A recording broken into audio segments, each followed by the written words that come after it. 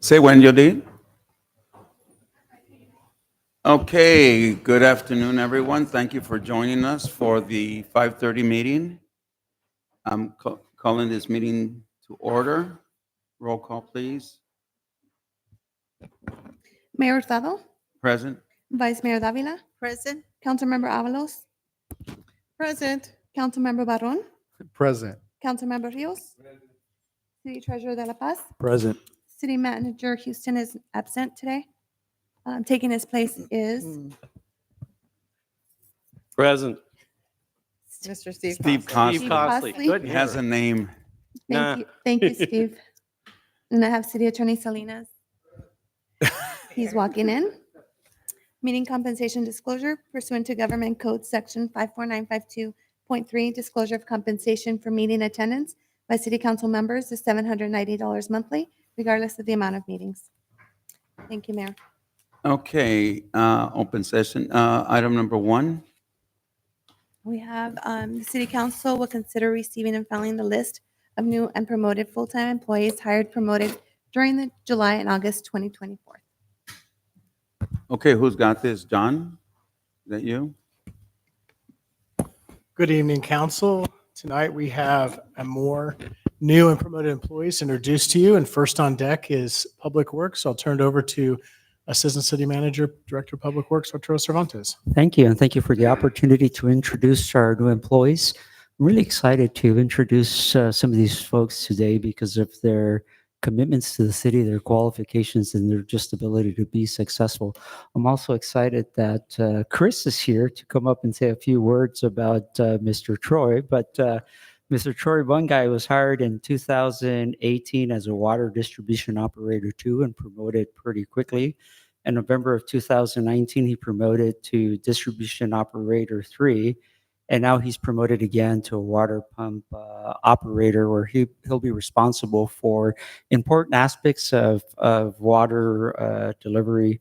He's very qualified, water treatment 2, distribution 5 certificate. I don't think anybody else besides you have a distribution 5. Is that right? Extremely qualified gentleman. In school in Santiago Canyon College, and he's continuing to work towards his degree. And it says here that he has free time, surprisingly. He's got kids and he has free time, enjoys traveling, reading, and biking. Chris, do you want to come up and add something? Troy's just a fantastic guy, and I'd really like for you to hear more about him. Yeah, no problem. Thanks for the opportunity. Yeah, Troy, we hired him, like you said, in 2018. He's a great employee, very sharp, very analytical. We found that out when he got an opportunity to be the acting lead worker. In that role, we found out that he was really, his analytical skills were amazing. Like Art said, he's got his D5, which is really impressive. D5 means that he has the knowledge and range of knowledge to be able to operate a large water system. Our system's classified as a D5, which means the state ranks systems 1 through 5, and we're at the highest ranking, and that's due to technical knowledge and expertise. So really huge accomplishment for him to pass the test and receive that certification. So he's a great employee. His wife's birthday was today, so he wasn't able to show up. He wanted to be here, but obviously family first. Great guy.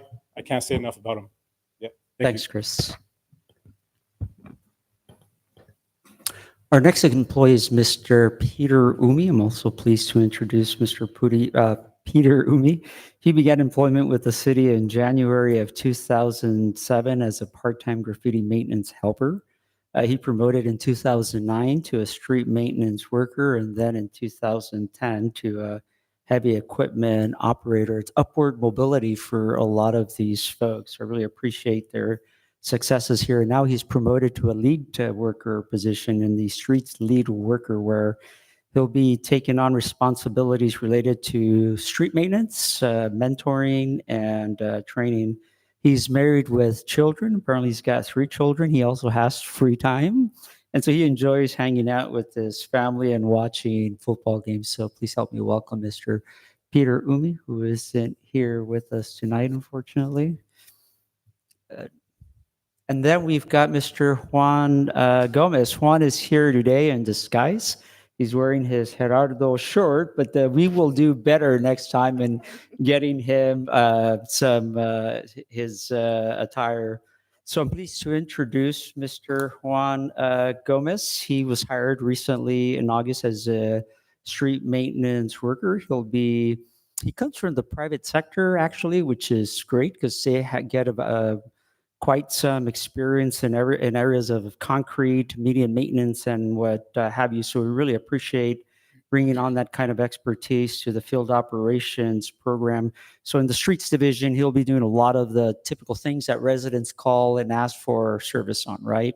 Which is asphalt repairs, concrete repairs, and what have you. So he'll be a VIP out on the street when those requests are being handled.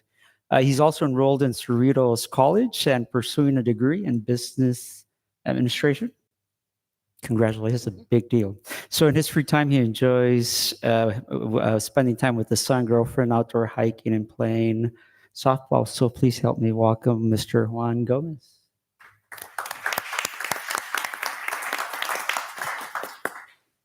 You want to say a word or two?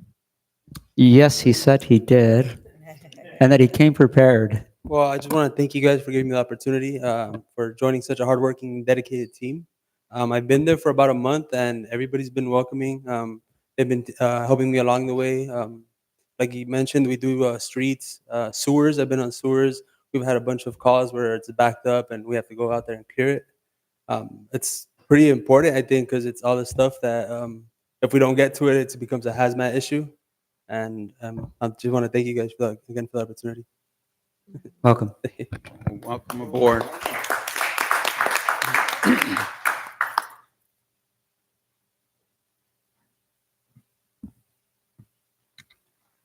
Good evening, Mayor, council members. I'd like to welcome to the Administrative Services Department and introduce to the council Judy Tran. She comes to us from most recently LA Superior Court. She was a deputy director there for 3 years. So she brings with her a wealth of experience. Judy has over 15 years experience in government financing, municipal reporting.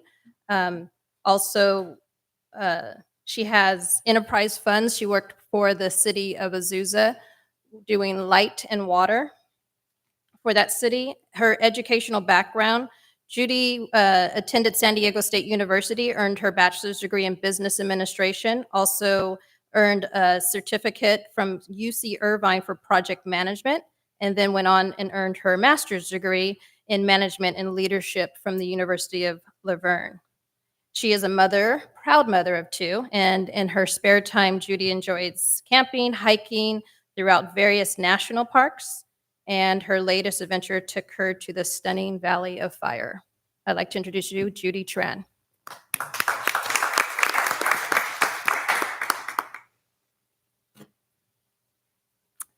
Hi, thank you for such a warm welcome. I am just very honored to join the team here at the City of Southgate, and I hope to do a lot more to support Wendy and our team.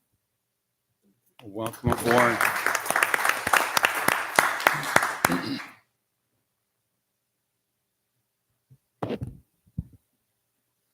Good evening, Mayor and Council. It's my honor to introduce our newest promoted employee at the Police Department. I know Nicole's here, and every time you see her, she's got a smile on her face. I think she was born that way. But she's actually just a pleasure to have at the Police Department, always so positive. We actually hired her beginning in March of 2018. She was a civilian custody officer, and her prior experience was with the city of Costa Mesa PD as a police aide. So she comes with a little bit of experience in law enforcement. And she's a very diligent worker, does everything that's asked of her, and then some. She literally requires no supervision, if that's even possible, but she's extremely knowledgeable in her field. And this opportunity came up, and she just expressed an interest in just expanding her expertise. And she was promoted to the court liaison officer on July 28th of 2024. You may recall that's a newly created position at the police department, a very critical part of our organization because of this discovery and the request from, defense attorneys and the district attorney. So I'm just glad that she's part of the new team now. She's assigned to the Detective Bureau, but Nicole Diaz.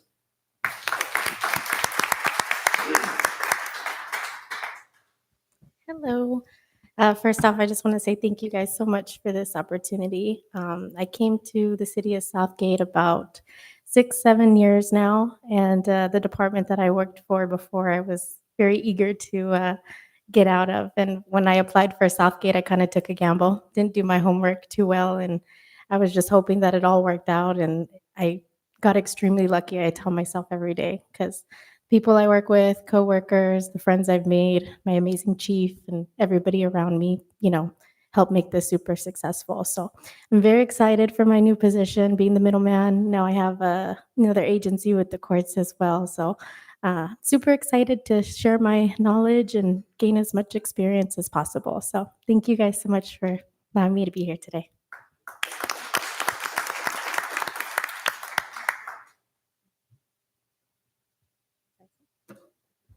Okay, I guess that's it. John, is that the last of them? Okay. All right, well, thank you and welcome to all. The picture. Before they go, they take the picture. Okay, who are the new employees? Bring them up here. We take a picture of this. The gentleman left. Oh, he left already? Yeah. Oh.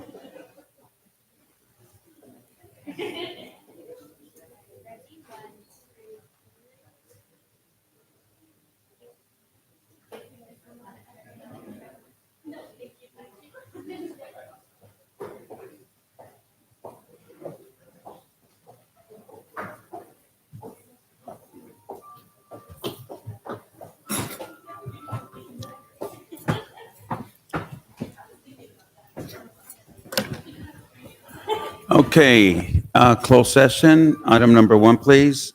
Pursuant to Government Code Section 54956.9A, 54954.9B3C, A. Oscar Ortiz versus City of Southgate et al. And item number 2 is conference with labor negotiators pursuant to Government Code Section 54957.6, and agency representation is Rob Houston, City Manager. Employee organizations are Southgate PMMA and Southgate MEA. Okay, any additional comments? None? Okay, any comments from the audience? And let me open it up, the audience.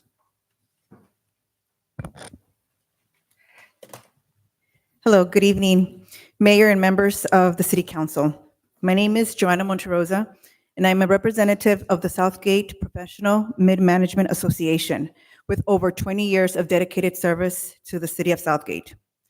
Our members, the employees you see here today, are not just employees, we're also stakeholders in this city. Our members are responsible for carrying out daily tasks and services affecting our residents. We are the backbone of city services, whether maintaining public safety, ensuring clean parks, or providing essential services to our community. You have publicly recognized over and over that we as employees have gone above and beyond, especially during the challenging times like the pandemic, and continue to do so. As employees, we have a personal and professional interest in the success of this city. That is why I am here today to speak on behalf of our members. Our members feel undervalued, and there is a growing concern that the City of Southgate is becoming the city to work for, to gain experience and training before moving on to other organizations where their employees feel valued. Employee retention is just as critical, just as important as establishing a hiring and bonus program to attract new employees. I am here today to bring to your attention the concerns our union is facing and the ongoing negotiations with the city. We have been in discussions for months with little to no progress. Critical issues remain unresolved, particularly around fair wages and working conditions. We respectfully ask the council to urge city management to negotiate in good faith and to consider the reasonable request our union is making for fair compensation and benefits. These requests are essential for maintaining the high-quality services that the residents of Southgate rely on.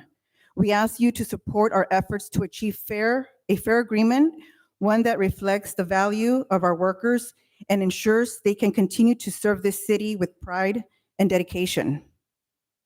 The work that you do for the city is very important, and the decisions you make every day are very much appreciated. Thank you today for allowing me to speak and address you this evening. Thank you. Thank you.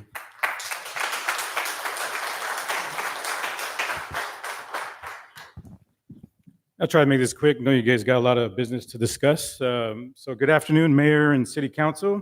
My name is Chris Castillo, and I'm the Water Division Manager for the City of Southgate Municipal Water System and Union Board Member for the Professional Mid-Management Association. I've been working for Southgate for over 22 years, and my time here has been very rewarding. I'm very grateful for the opportunity that Southgate has provided to me, and working here has truly been a positive experience. I'm here today to share some very concerning and important issues that our PMMA members have with ongoing delayed contract negotiations. Our members feel that city proposals have been deeply, disappointing. Our proposals demonstrate that members of the PMA are not valued, the proposals that the city has been providing, and that we're being evaluated as a financial burden rather than an asset. Members of the PMMA are your mid-managers, your analysts, your executive assistants, your engineers, your go-between from the top management to the boots-on-the-ground field workers, and we're constantly working around the clock to get the job done and keep the city moving. We're committed, we're dedicated, and we're seeking acknowledgement for everything that we do. Our offers are not unreasonable, yet we continue to get unreasonable counter offers. We're asking for the city to step up. In closing, we have the capability to do what's right, recognize the value of labor, and make decisions that do not devalue our members that serve the community that we love and respect. Continue to make this place a great place to work. Stand with us, support us. We respectfully ask that you find ways to achieve compromise. I appreciate your time and consideration. Thank you. Thank you.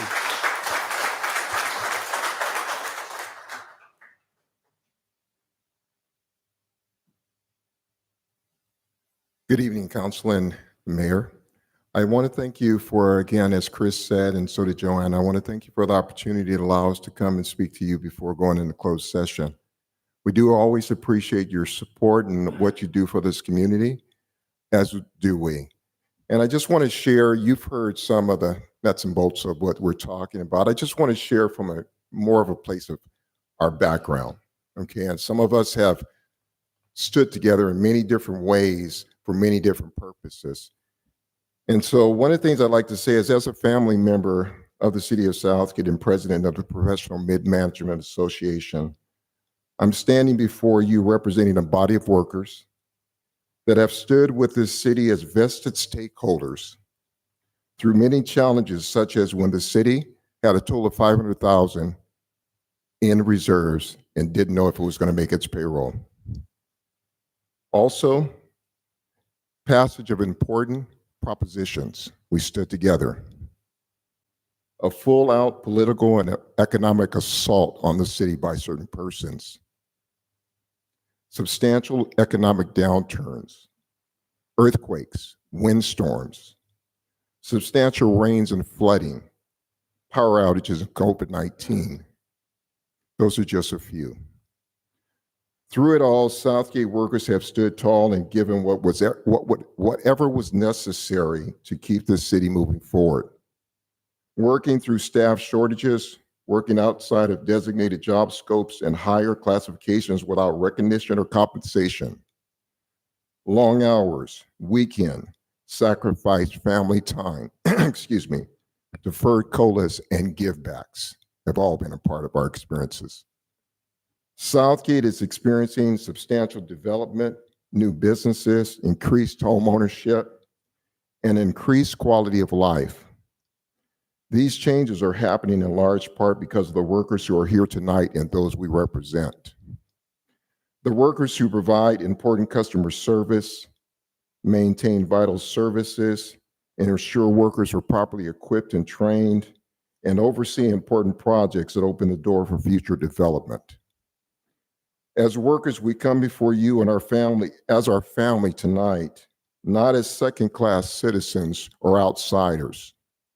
No, we stand before you as fully vested citizens and family members who have been and are committed to the city's overall well-being. For this reason and many more, that we seek your support and recognition of our commitment and vested interest in our city today and its future with a new contract. We want to thank you for your support. Thank you, Edson.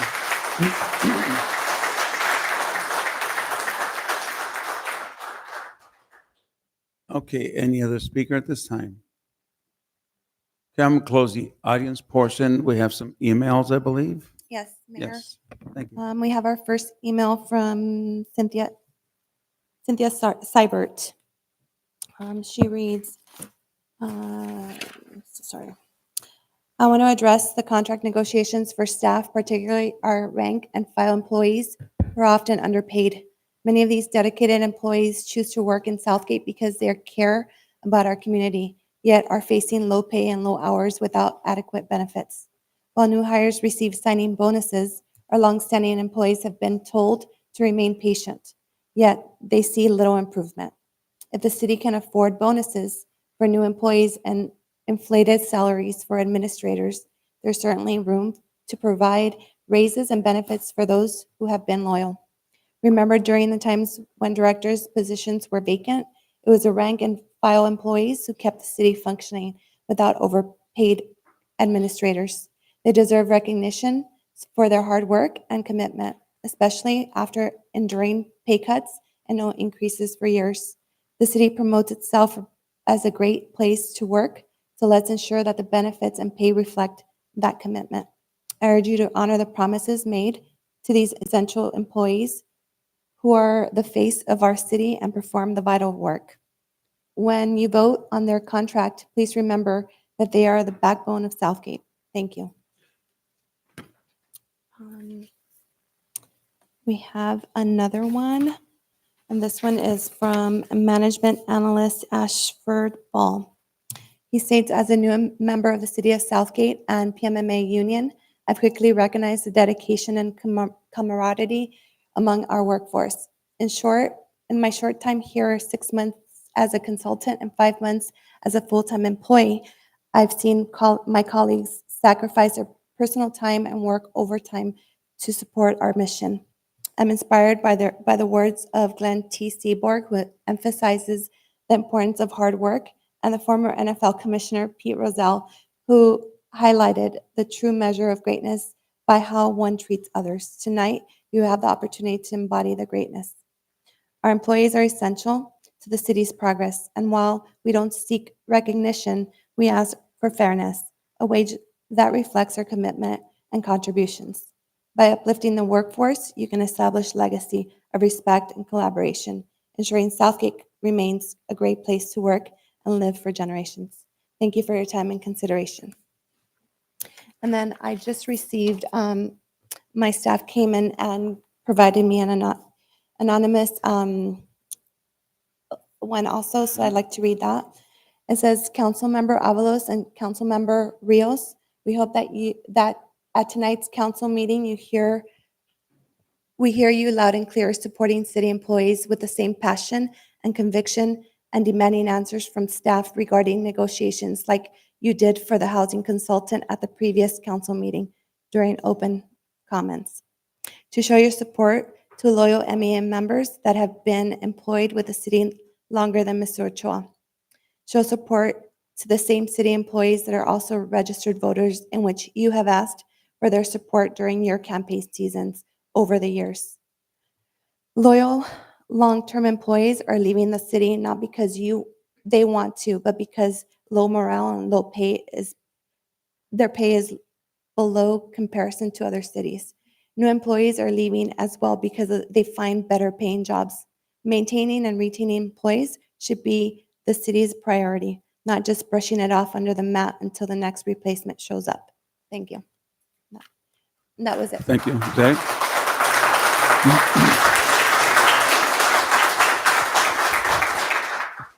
We all got copies of the emails except for the last one. Can you make sure we get that? The last one I will email Right, to you. thank you. Okay, we're going to go into closed session to, yes. Yeah, Mr. Mayor, just a comment to the public, because we have a number of employees here and they may not know limitations that the city council has. You know, this item is agendized for closed session discussions. Labor negotiations are handled through the city's designated representatives. In this case, it's the city manager, as it has been over the years.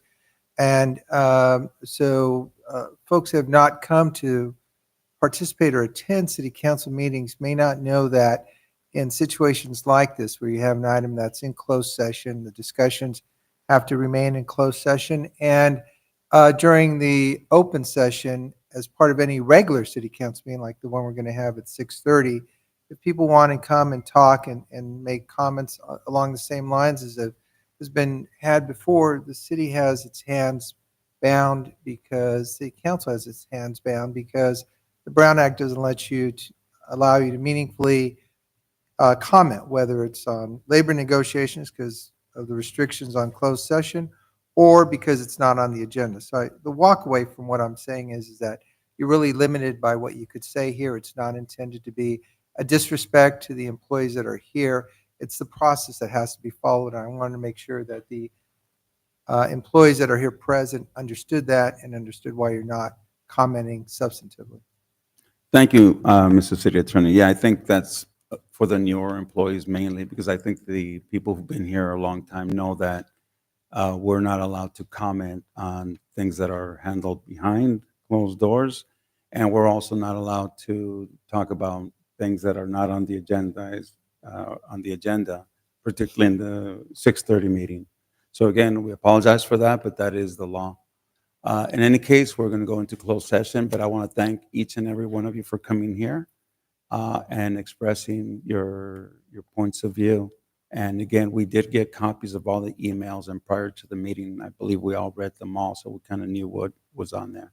So again, excuses, and we're going to go into closed session. Thank you.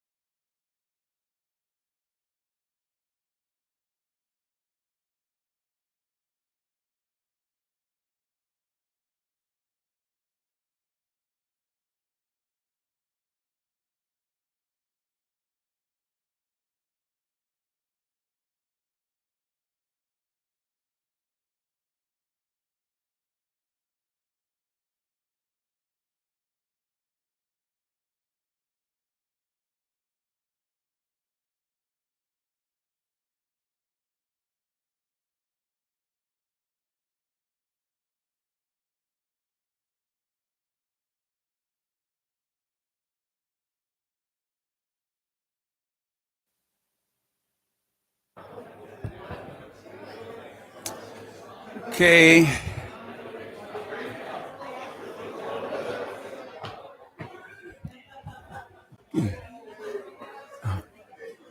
I'm actually trying to get everyone's attention, but I'll wave also. We're going to be coming back from closed session in just a few seconds here. And yeah, okay. I like this mic. Just where's the mic at? She knows. She's watching me on YouTube. She wants to make sure I'm here. I know.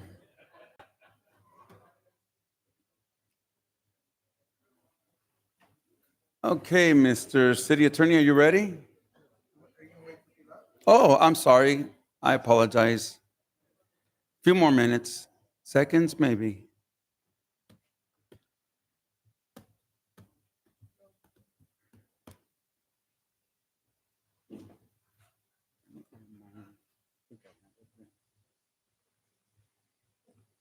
You want to make the announcement anyway, now that we're here?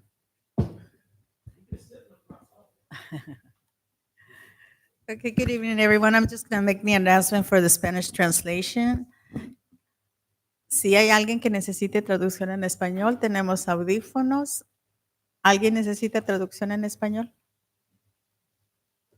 No, we don't. Thank you.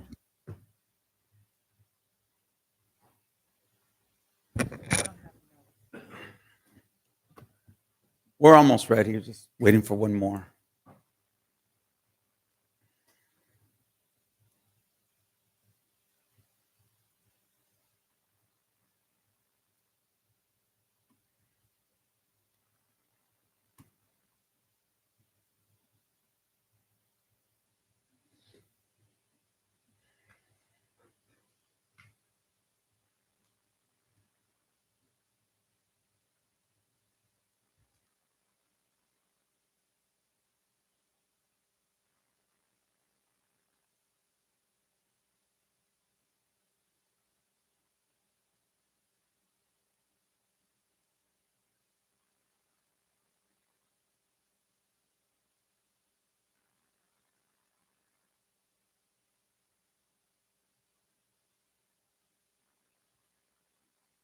Okay, we're back now. Mr. City Attorney. Thank you very much, Mr. Mayor. The city council met in closed session to discuss pending litigation. Rob Houston, our city manager, who's attending a city managers conference out of state, participated in closed session via telephone. On item number 1, conference with legal counsel involving pending litigation, the city discussed a case called Oscar Ortiz versus City of Southgate. It's a matter of a truck that ran over an open man cover that's actually owned and operated by the LA County Flood District. The city is named as the defendant in that case. City council on a motion made by Councilmember Avalos and seconded by Councilmember Rio voted 5-0 to authorize the city attorney to find counsel to represent the city's interest in that matter. Item number 2, conference with labor negotiator. The city council met in closed session to discuss ongoing labor negotiations involving the PMMA and the MEA bargaining units. Present in closed session was city manager Rob Houston, along with the HR director John Hamilton. There was a discussion had in closed session, and given time constraints required to start the regular city council meeting, the city council elected to continue the discussion in closed session by having a special city council meeting set for next Tuesday, starting at 5:30, so that the city council members could continue to discuss those labor negotiations. There were no further action items discussed or taken in closed session. That completes my report, Mr. Mayor. Thank you. At this time, any member of the audience wishes to address the council on those 2 items, please step up to the mic.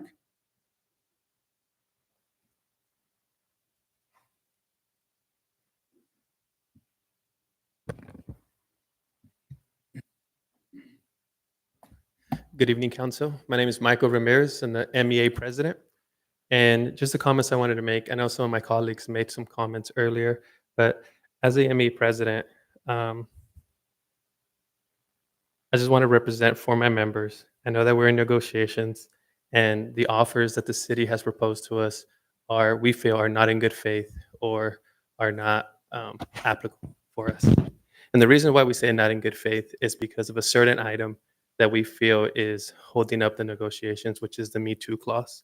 And the reason that's significant to us is because years back, under the leadership of Chris Jeffers, that was one of the main ticket items that he voiced that council wanted our bargaining units to give up, only to find out 2 or 3 years later that council had given that to give a Me Too clause to the executive board, just as recent as July.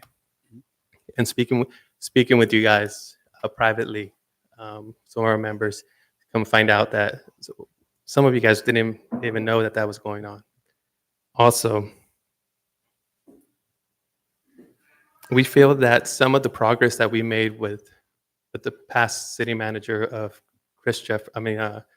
of Michael Flad, some of the progress we made was undone with the leadership of Chris Jeffers, which also we looked into that a contract was given to him 3 days before his contract was going to expire. Also, we felt that was not done in good faith too, looking at the employees of the burden that was going to be taking place. A lot of our employees are working out of class. They're taking on higher responsibilities because of all the vacancies that have come by. Some departments they're missing half of their department. I know one specific is community development. They have very many vacancies. Code enforcement itself, they're operating with 3 full-time employees to run the entire department. No supervisor, no backup help. They're just left with 3 employees to service the entire city.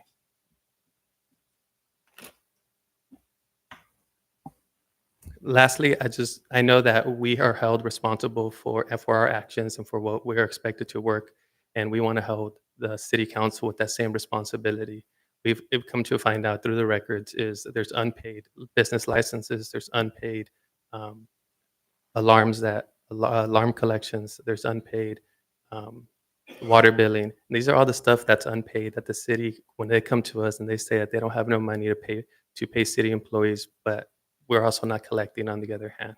There's also utility tax that we've heard the mayor discuss in budgeting, like, hey, the city needs to be proactive in collecting some of these funds and move forward in some of these areas. But it seems like it goes on deaf ears because the city has not moved in those areas the last 8 years that I've been here.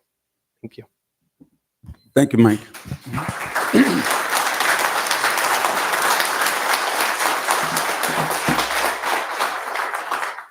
Good evening, Council. My name is Brandon Williams. I'm the Vice President for MEA. Earlier, you heard from our managers and our supervisors. But behind me, these are your actual frontline workers. These are your employees that have the most contact with the public that we all serve. We cut the grass and pick up trash that beautifies your parks. We take the initial frustration from the community, whether it be out in the field or over the counter. We are the dispatchers and your first points of contact with the public in emergency situations. We work and host your city events year in and year out. And honestly, not to gloat, we make you guys look damn good doing it. Mm-hmm.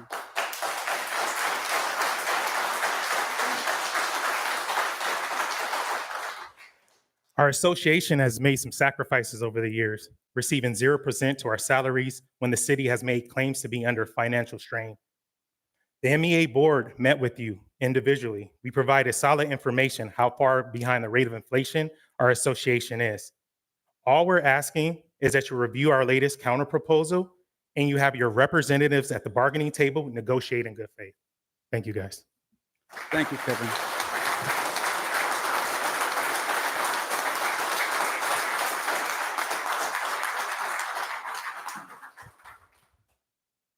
Okay, seeing no other speakers, therefore we're going to close the audience portion.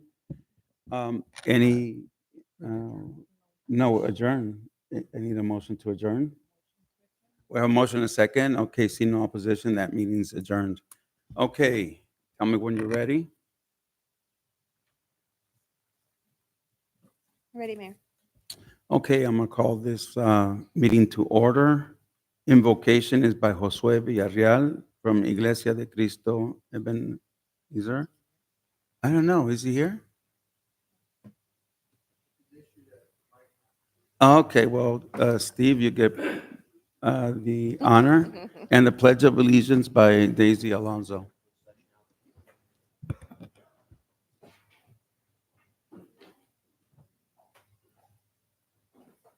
Please bow your heads with me. Heavenly Father, we just thank you for this day and for all the people here in this council chamber. We ask, Lord, for your protection for each and every one of them. We ask, Lord, that you provide our city council and our elected officials with wisdom and that they can do as you wish them to do. We ask, Lord, also that you protect the regular city employees here and give us a little extra protection for our police department. We ask all this in your name. Amen.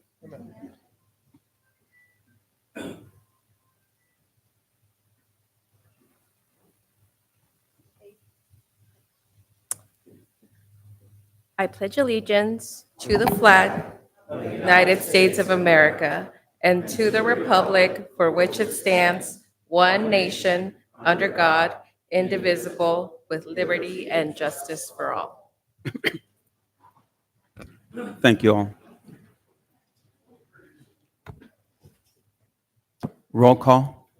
Mayor Hurtado, Present. Vice Mayor Davila, Present. Councilmember Avalos, Present. Councilmember Barron, Present. Councilmember Rios, City Treasurer De La Paz. Present. Steve Costley is here tonight in place of City Manager Houston, Present. City Attorney Salinas. Present. Meeting compensation disclosure pursuant to Government Code Section 54952.3, disclosure of compensation for meeting attendance by city council members is $790 monthly, regardless of the amount of meetings. Thank you, Mayor. Okay, we don't have a public hearing, but we do have comments from the audience.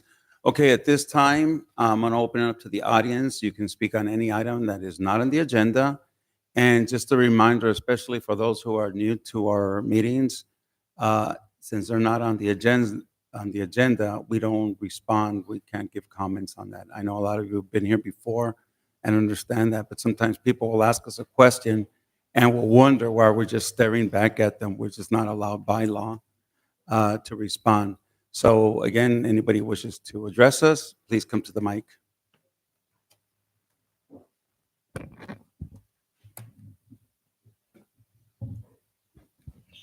Honorable Mayor and members of the Southgate City Council, my name is Charles Leone and I'm a coordinator with our city's team with SCIU Local 721.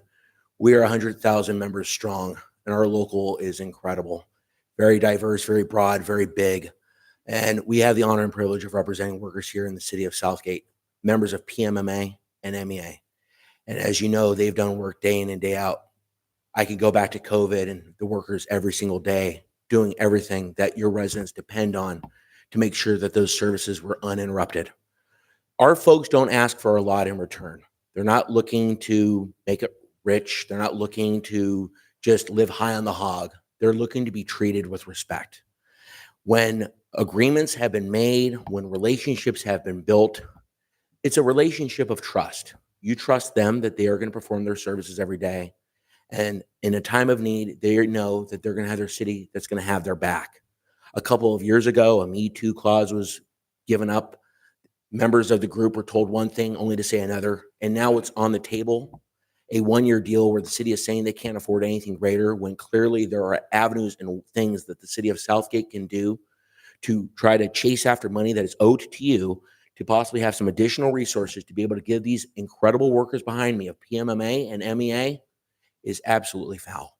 We're asking you to take a look at all that money that you could recoup and to look at your budget and to see what are those opportunities for you to be able to pay the workers what they're worth. They come here every day, rain or shine. They come to work whether or not there are sick kids that are at home. They come to work because they care deeply about Southgate.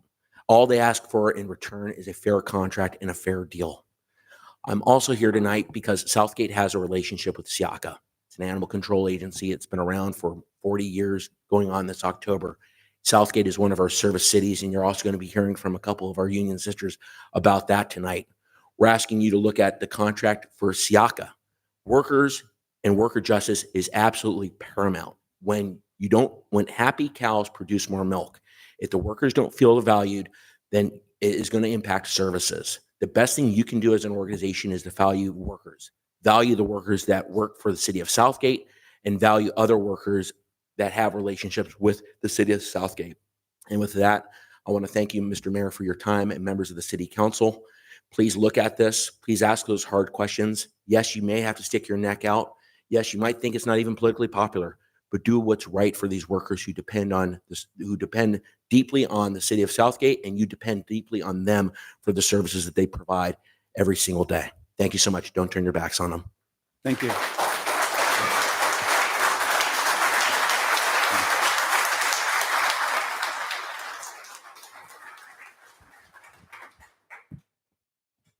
Good evening. I am Sylvia Masushige, which everybody probably knows who I am. Good friend of them, him and him and him and him.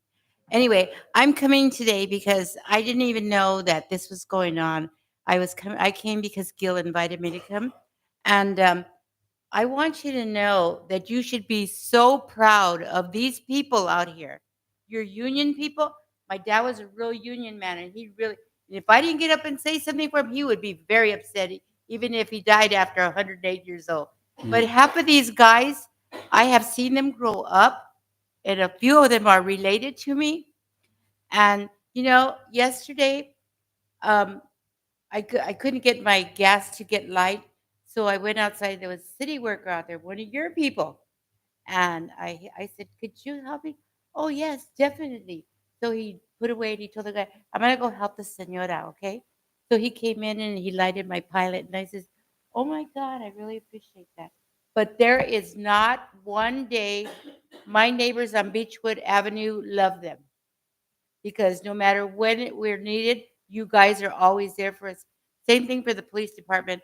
I have to give you guys, each and every one of you, credit, because you have been doing an outstanding job with the city of Southgate. I've been here for 45 years, and I would never move.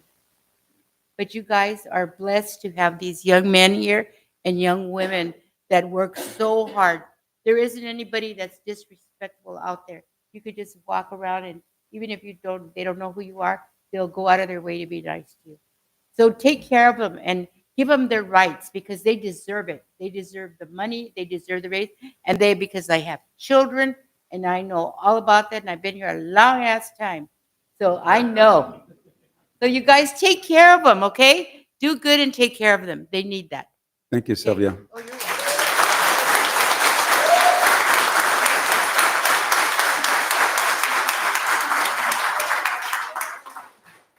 Good evening. Humberto Baez. I'm also a resident here. She's got 45. I have 40. And believe me, as the people that are still here, we went to war battles. And the only time you're going to see me come up is because it's not for myself, it's for the city of Southgate and who serves the city of Southgate. No matter what side you're on, this side or this side, but without a team, we cannot make Southgate as it is. And Southgate created history since I've been around that we fixed it, we challenged it with a handful of people at the end of the battle. We had 5 battles in the old days to change Southgate, to save Southgate, because we're going to lose our water rights because of bad politics. You know me because I just didn't know you from high school or whatever, how we became friends. We met through war battles. And we know it, the ones who have been here. We went through a war battle.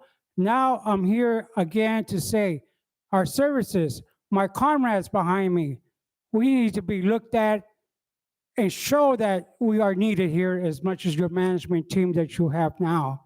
We work together, or else we're not going to make it far enough to stay united and create a better humor with each other, because we're our neighbors.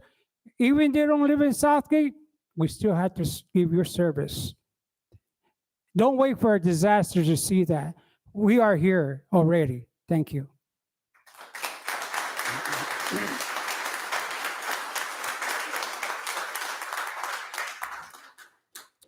Good evening. I'm Lisa Luna, a veteran of Siaka for almost 15 years, one of the last few remaining.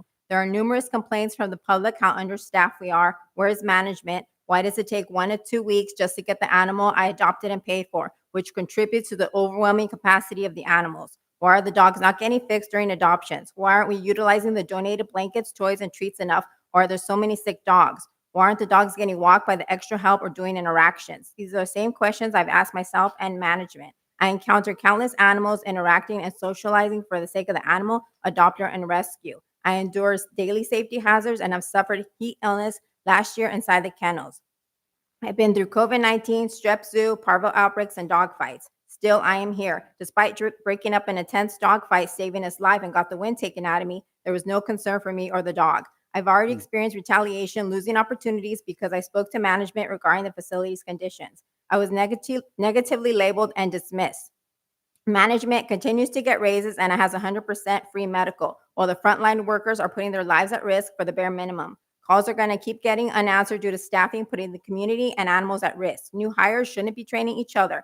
Part-time extra help shouldn't be training officers. Quality is going to drop drastically. Part-time extra help is being assigned to do full-time positions such as receiving stray animals, owner animals, behavioral, and quarantine bite dogs, while working minimal hours and going to school. Yet they're not assigned the duties they were hired for, such as dishes, laundry, and not allowed to do any interactions for the customers interested in adopting.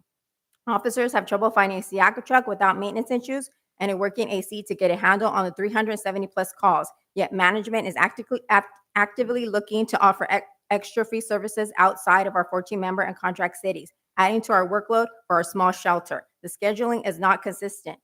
We rotate every 3 months with new management in my department. You never know what you're going to get every week, depending on the typo. I emailed him regarding the correction as encouraged by him in our last meeting. Yet I'm told it's how it is. We don't get to know our animals and their needs this way. We are given a new schedule in as little as 3 days notice, not enough time to request any days off to adjust accordingly, and now having to work 9 days straight. With the cost of living, doing the work of multiple people, and getting no support from management, it has taken a toll on all of us. We're still in contract negotiations and are asking for your support. Thank you so much. Thank you.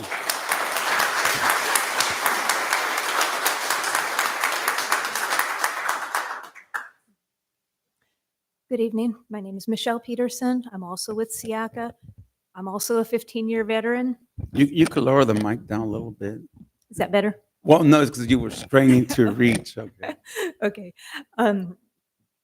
So I've been there a long time, and I have to say the staffing right now is in the most dire straits I've ever seen. The field officers, right now we have less than half that we did when I started 15 years ago. That means it takes longer to respond to calls.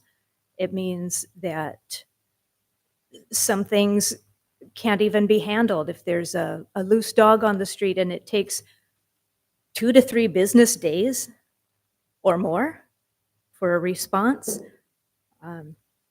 it's just not working. So you've probably heard some complaints from your residents. As my coworker Lisa said, why does it take so long for everything? And the answer is staffing. We have positions open. If you go onto the Siaka website, you'll see a number of positions that are open until filled. But then if you look at the pay scale on those positions, you will have your answer why they're not filled. If you look at the same positions in neighboring agencies, Los Angeles County and LA City, their animal control officers start at $22 and change per hour. Siaka's animal control officers start at $16 and change per hour. This results in a lot of people coming in, getting trained, and then going to greener pastures. They're still doing the job that they love doing. They're still making a difference. They're just not doing it at Siaka. Hiring people is expensive. Training people is expensive. You would think that management would be more interested in keeping the people that have been there for long enough to train other people. the offers in our contract negotiations are not reflecting that sentiment. We ask for your support. We need your help. If you can look into these things, we would appreciate it. Thank you. Thank you.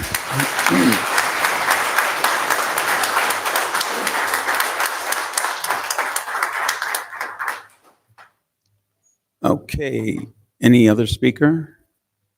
All right, I'm gonna close the audience portion. Madam City Clerk, do we have Yeah, Mayor, comments? I, Okay. I do have a few emails.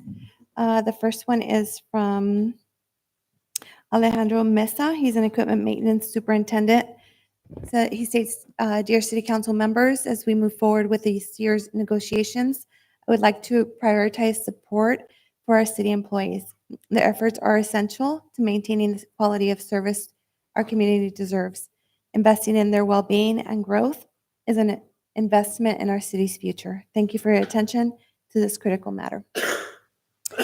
I'm also going to read, once again, for the record, management analyst Ashford Balls. He requested that I read it both for this meeting. As a new member of the City of Southgate and the PMMA Union, I've quickly recognized the dedication and camaraderie among the workforce. In short, my time here, 6 months as a consultant and 5 months as a full-time employee, I've seen my colleagues sacrifice their personal time and work overtime to support our mission. I'm inspired by the words of Glenn T. Seaborg, who emphasized the importance of hard work, and former NFL Commissioner Pete Rozelle, who highlighted the true measure of greatness is how to treat others. Tonight, you have the opportunity to embody the greatness. Our employees are essential to the city's progress, and while we don't seek recognition, we ask for fairness, a wage that reflects our commitment and contributions. By uplifting the workforce, you can establish a legacy of respect and collaboration, ensuring the Southgate remains a great place to work and live for generations. Thank you for your time and consideration. And then non-agenda items from Mr. Mario Dominguez. During city council meetings, the city attorney often claims he has nothing to report. He should be disclosing payouts and settlement agreements from lawsuits against our city. It's crucial for residents to understand how much is being spent on these lawsuits. And I'd like the city attorney to start reporting these information during our meetings. He's also disappointed that the LA Philharmonic Orchestra performance in our auditorium has sold out of wristbands, leaving many residents without a chance to attend. I plan to speak to the organizers at the auditorium, hoping to listen to the concert from the back. So I encourage Mr. Costley to reach out to them and request another performance, ensuring residents have a fair opportunity to secure wristbands. And that's it for non-agenda items. Thank you, Mayor. Okay, thank you. I'm gonna close that portion of the meeting. Okay, we're gonna go around the room, and if anything that was said can be addressed by any member of the directors, please feel free. Arturo, you're up to bat first. Yes, not to address any of the comments that were made tonight, as none of them were related to Public Works, but I do have a CIP update, as I usually do. If we can bring that up, please. So I've got 6 slides that I'll go through quickly. I'm reporting out on the same projects on a regular basis just to provide you updates where I think they are needed. I'm pleased to report that on these 2 pretty significant projects, the Garfield Avenue Complete Streets project and the Long Beach Boulevard Complete Streets project are now completed or substantially complete. There's some miscellaneous work that is going to continue on those, like fixing the ADA ramps on Long Beach Boulevard and doing some additional sidewalk work on Garfield to make use of all of the grant funds. But I'm pleased to report that after many years of work, this effort has been completed. Next slide. So just 20 Mile Complete Streets project. I reported on this at the last meeting again. We're making a lot of progress. Contractors still working on the sidewalks on the north and south side of Tweedy now. They're on the 5-day rule. They start work on Monday, and any work they start on Monday, they finish on Friday to try to minimize the impact to businesses. So here's an example of a before and after, but we can expect a lot of the same. Do want to continue to remind the community to not go into our construction work zones. They're walking inside the work zones in areas that are just like the picture on the bottom left. So that's all I have for this slide. Next slide, please. So also pleased to report that we've now started construction on the Hollandale Community Park renovation project. We're on schedule to complete that project by the end of December of this year. We also started construction and broke ground on the Circle Park renovation project, where we're looking to complete construction in March. The Urban Orchard project is now out to bid. We did hear from the county, and they're expecting to give us a written letter with their comments pretty soon. They sound favorable, but we won't know until we actually get a letter from the county. Next slide, please. So wanted to give you an update on the next phase of the residential resurfacing project. There have been questions on what streets we're going to do next. This slide here shows streets that we're working on throughout the city. One of the things that I wanted you to notice is we're accomplishing two things here. Is one, fixing residential streets, but we chose to do so adjacent to schools and adjacent to Southgate Park, mainly where there's the highest level of travel to and from schools and these facilities. We also included Frontage Road, better known as Rocky Road, because of its very, very poor condition. It is going to become a bike access path to the Urban Orchard, so we can expect a lot of foot and bike travel on the street. So it's important that we address it now before the park is completed. So we're looking to complete design in October, and we'll bid the project shortly after that. Next slide. The AMR project, just wanted to let you know that we're still working on replacing our water meters citywide with those that have enhanced technology to improve accuracy in meter reading and to make it automated and make it more efficient. What you're seeing here are all the areas of the city. Cycle 2 and Cycle 1 are all the areas of the city that, well, let me see. Cycle 2 is all the areas of the city that have been completed and upgraded with the new water meters.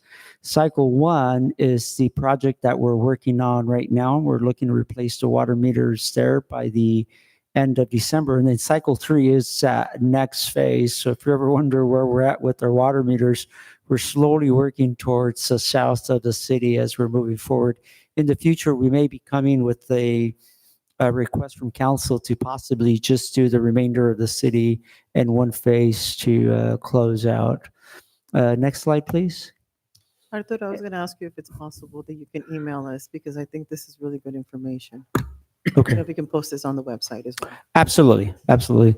This next slide, I just wanted to show the progress that we are making on our capital improvement program. This year, we've shifted more projects over to the substantially complete part, including Long Beach, Garfield, water main replacement, Hawkins. And the beauty of all that is not just a completed project. There is a real quality of life benefit to the community. There's safety offered. There are streets that were in bad shape that needed to be fixed. There are businesses depending on better looking streets for their businesses. So lots getting accomplished, particularly with water and water quality and what have you. We've added some parks to the projects to the construction column here, where we're looking to get up and running with all of our 3 parks, and we'll be there shortly. And then the design completion of some of our priority projects. One that I just wanted to mention that people see daily when they drive Firestone Boulevard is the interchange project at Firestone and the 710 freeway. We are quietly working in the background. Design is pretty much complete. We're just waiting for approval from Caltrans, and if all goes well, we should be out to bid sometime in January, but hopefully sooner. So that completes my presentation. I'd be glad to take really high-level questions. Because this item is not agendized, if you have very detailed questions, I'd be glad to meet with you afterwards. Thank you. Okay, Meredith. Good evening, Mayor and members of council. I have nothing to report tonight. Thank you. Okay, thank you. Wendy? Good evening, Mayor. The only item that Administrative Services has to report is the water bill credit reimbursement program that we started in 2023 will be coming to council by November with the final receive and file report. So just wanted to bring that back to the table. Thank you, Wendy. John? Good evening, council. Well, I can't necessarily address the substantive issues involved with labor negotiations. I do want to say thank you to all those who did show up and provide your statements and information. They do matter to us, and we are listening, so thank you very much for that. That being said, if anybody's looking for a job, you can go to cityofsouthgate.org, and we're looking for a full-time business license inspector in administrative services. That closes on October 4th.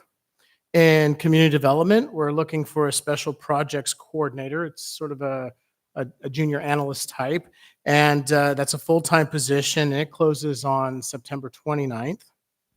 In Parks and Rec, always looking for good lifeguards, part-time position.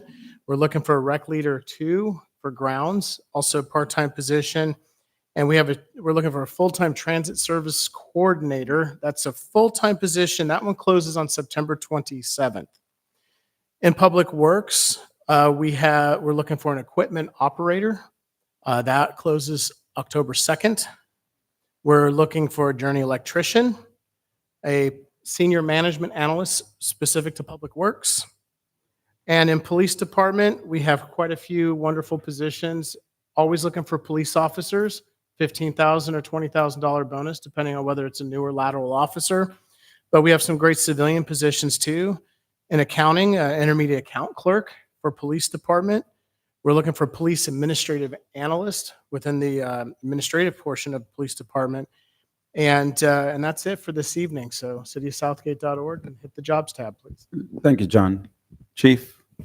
Mayor and council, just a couple announcements. Reminder that this Saturday is our second annual car show at Southgate Park.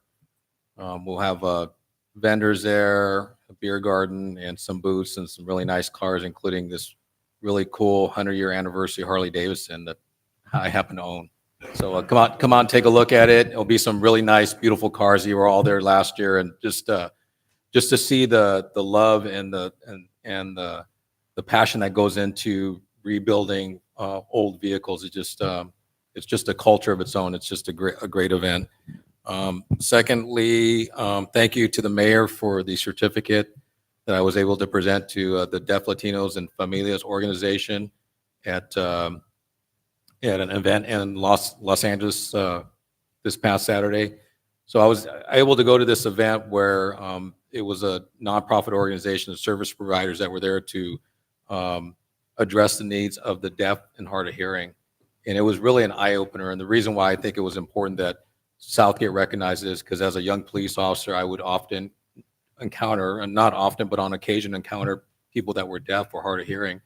And it's two different worlds to communicate with them, and it's very difficult. So you understand how important it is to have services for that for that group. But the organization was taken back by the recognition, and thank you to the mayor for that. So, and then finally, back in November of 21, you may recall we had a horrific incident that happened at San Juan and Firestone.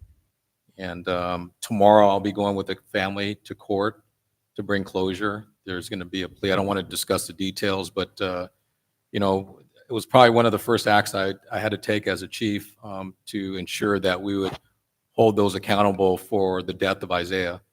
And tomorrow that accountability will kick in. So I'll be with the family tomorrow in criminal courts building, and the district attorney office, and everyone in the family. So we're going to bring closure to that. If we can't, I know that the mom will be there giving a victim impact statement, which will probably be very difficult because I had a chance to talk to her today. But pray that she gets the strength to go through that process tomorrow, and I'll let you know what the outcome is when we're done. That's all. Thank you. Thank you. All right, Steve, you're wearing two hats today. Do your best. For the most part, we're just going to do the Parks and Rec hat. To go along with some of Art's projects, we have substantially completed the fence project at Southgate Park. You may have noticed all the new fencing, different colors. We brightened up the whole park a lot. It's actually very nice to see out there. So come by and take a look. The second thing is tomorrow we get a little extra culture in our city as we have the LA Philharmonic who will be playing at the auditorium. As part of the comments that were read, we do have first come, first served tickets available. The doors open at 6 o'clock. We're ready for lineup at as early as 5 over there. We have a number of tickets available, so we hope to get a good share of our residents in. Anyone who missed it, who didn't get into the original ticket request forms, will all be available there at that time. So it will be first come, first serve for the people who are standing in line. So it won't be, hey, I need 16 tickets. There's only one of me. No, it's going to be those who are here. So it's going to be a great night. They've sent me the list of things that they're playing. It's going to be a good concert. So come on in and enjoy that. And that's all I have to report.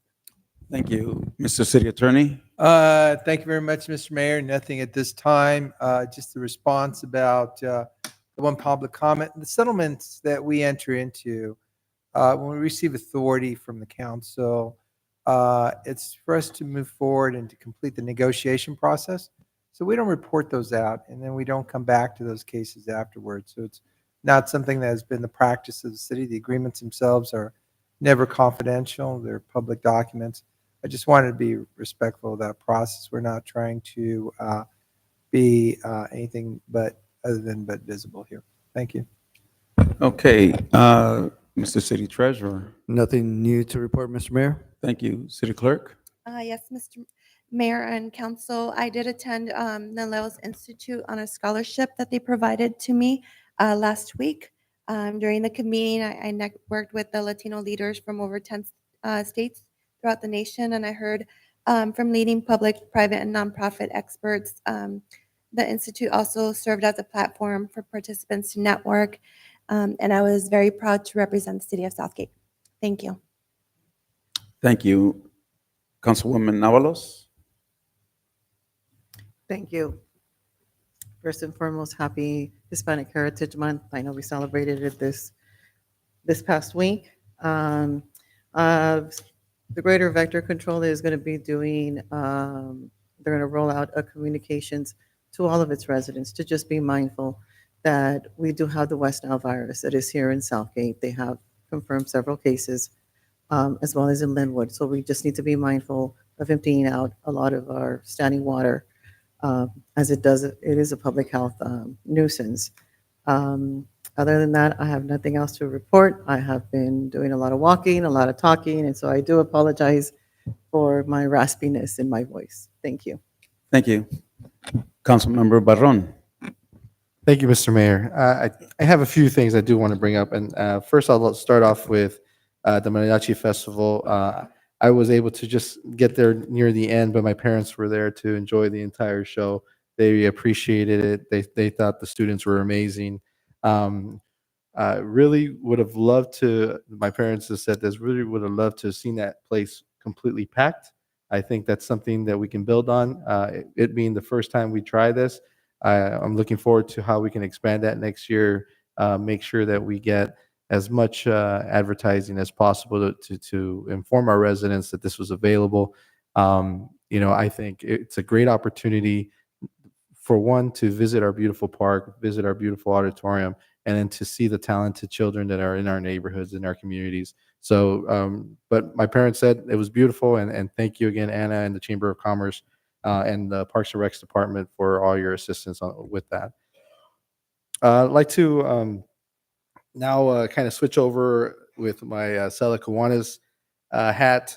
As the president of the Sela Kiwanis, I'd like to just inform the public and the community that we have a few events coming up in the city of Bell Gardens. So we have the Eddie Cochran Car Show on October 6, 2024. It's from 10 to 4 p.m. at Veterans Ford Park.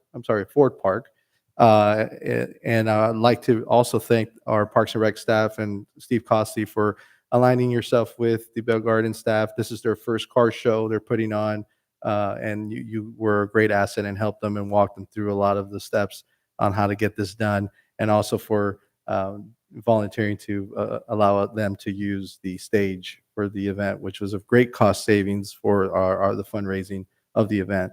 And the fundraising has gone well, and we're very excited because we're going to be able to start the first Key Club at the Bell Gardens High School and be able to offer scholarship opportunities to the students at Bell Gardens Key Club as well. So very proud of that, and thank you guys for your assistance in making that successful. So to the public, it's going to be open from 10 to 4, music, great event. Looking forward to seeing everybody there. And then, my passion project this year has been the College and Career Fair, October 15th, 2024, from 5 to 8 p.m. at the Southgate Auditorium, the Henry Gonzalez Auditorium at Southgate Park.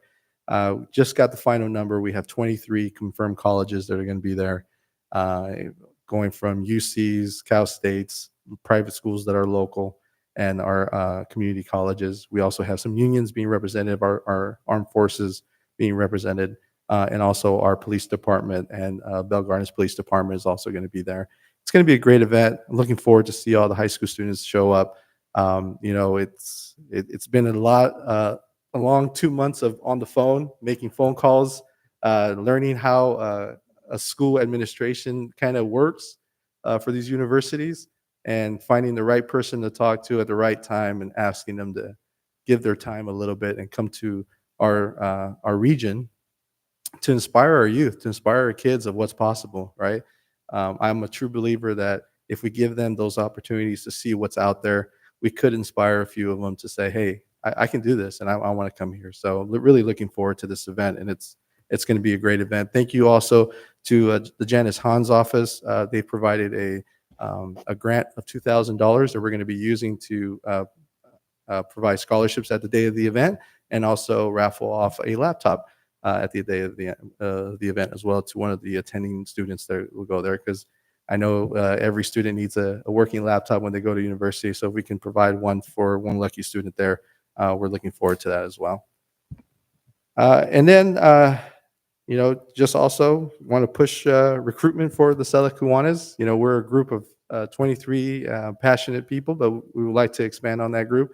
If you're interested, we'll ask you to visit selakiwanis.org or our social media page at Sela Kiwanis to get more information on our group.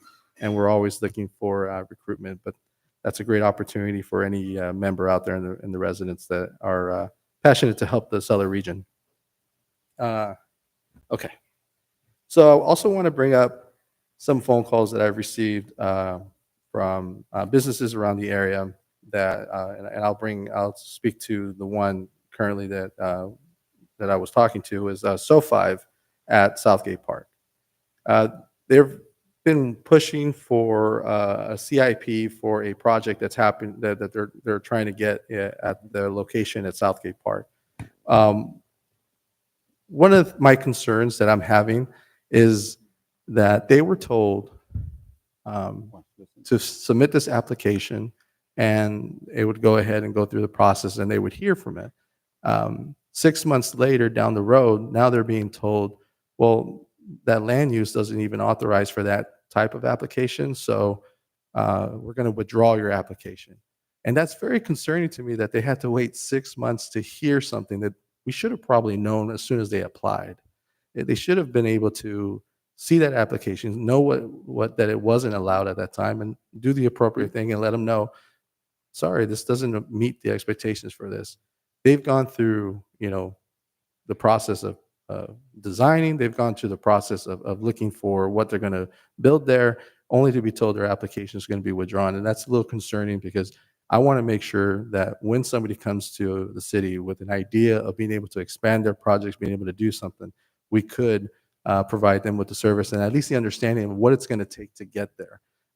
So I would like to just ask for some clarification on why that process happened and why it's taken that long for them to just be told that they have to withdraw their application. So I know it's not something that we can discuss, but I would love to be able to bring that back at a different time if we need to, so we can discuss that. But that is a concern of mine that I'm having. And it's something that's echoed with a few businesses that have contacted that said they're having difficulty getting responses from that department, from the community development department. So definitely something we want to consider to, have a conversation, figure out what the need is, and let's correct it so that we can make sure that this doesn't happen going further.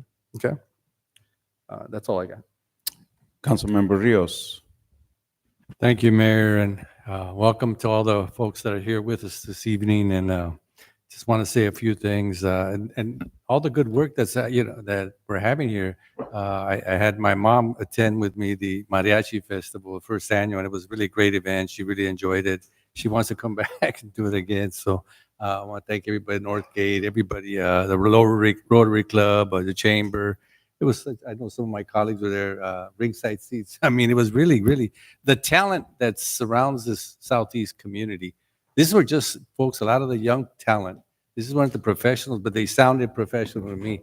I mean, I got to give them a lot of credit, and we got to continue to cultivate these young people, the talent that's coming from. I'm so glad because we're going to bring the Sela Arts Cultural Center here eventually. So that's really exciting. I mean, that this is going to come along the river, and we could really continue to boost the talent and the fine arts.